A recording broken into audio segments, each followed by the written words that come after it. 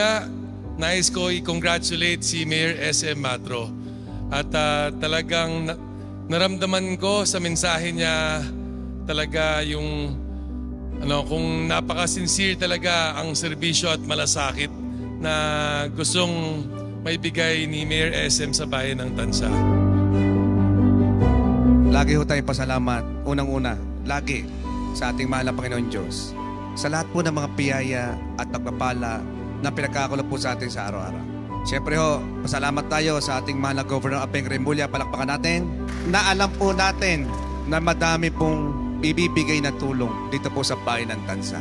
At siyempre ho, pasalamat din po tayo sa ating napakasipag na ngayon kasama natin ang ating mahal na Congressman Ping Remulla. Palakpakan po natin na alam din po natin na mas madami ibibigay na biyaya at tulong sa ating bayan. Nung nakaraang taon, 2024, ang tulong ho na nabaksak galing nasyonal sa pamamagitan po ni Congressman Ping Remulla, umabot po ng 2 bilyon sa bayan ng Tansa. Yung mga project na yun, yung mga covered court, mga barangay hall, tulay, mga daan, canal lining, mga multipurpose building. At ngayon naman po, kausap ko po ating bossing, ganoon din po si Governor Apeng, magbibigay po tulong sa atin para pandagdag ho sa ating public hospital dito po sa bayan ng Tansa. At yan po, magiging kauna-unang hospital na wala po tayo ilalagay na cashier. Libre yan. Basta ikaw ay taga-Tansa, wala po kayong babayaran, libre po kayo. Noong nakaraan, nalibre natin yung mga animal bites. O, tama po ba? Yan po ang pinapakiusap po ng ating mga kababayan. Kaya pasalamat din po tayo kay Dr. Ruth. Maraming salamat sa inyo. Isang magandang umaga po sa lahat ng kawani ng pamahalaan ng bayan ng Tansa. Siyempre sa ating mahal na alkalde, Mayor SM, sa ating mga sanggunian members at siyempre palakpakan po natin Congressman Ping Remulla. Sa lahat po ng mga national agencies na narito, isang magandang umaga rin po. Ngayong umaga po ay kaisa niyo po kami sa inyong flag raising. Pero ito rin po yung simula nung pagkakaisa-isa natin sa Ikapitong Distrito. Kami po ni Congressman Ping dito po sa bayan ng Tansa. Lagi po kaming handang tumulong. Kaya asahan po ninyo na hindi lamang po sa Congress kayo may kakampi. Meron na rin po kayong representante dito sa bayan ng Tansa papunta sa Sangguniang Panlalawigan. In behalf po ni Governor Apeng Remulla at ni Vice Governor Ram, ang bayan ng Tansa po may kasama na kayong maglilingkod katuwang po ni Mayor SM. Maraming salamat po at magandang umaga.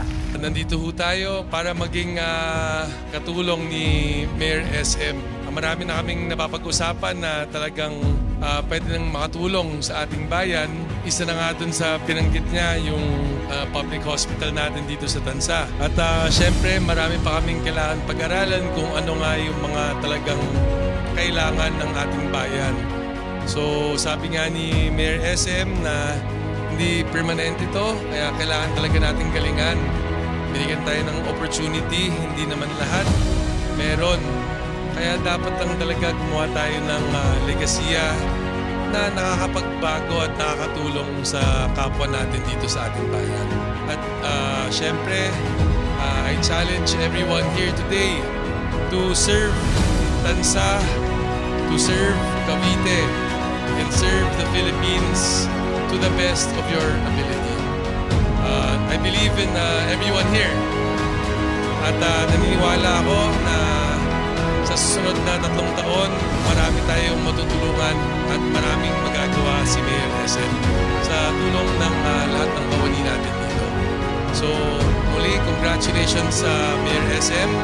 Mabuhay ang Tansa, mabuhay ang Cavite, at mabuhay ang bagong Pilipinas. Ito po ho ang simula ng ating unang termino bilang punong bayan ng bayan ng Tansa. At dito ho, hindi lang natin ipapakita, kundi ipapadama natin sa ating mga kababayan yung talagang pagbabago, yung talagang may serbisyo at malasakit dito po sa ating mga kababayan.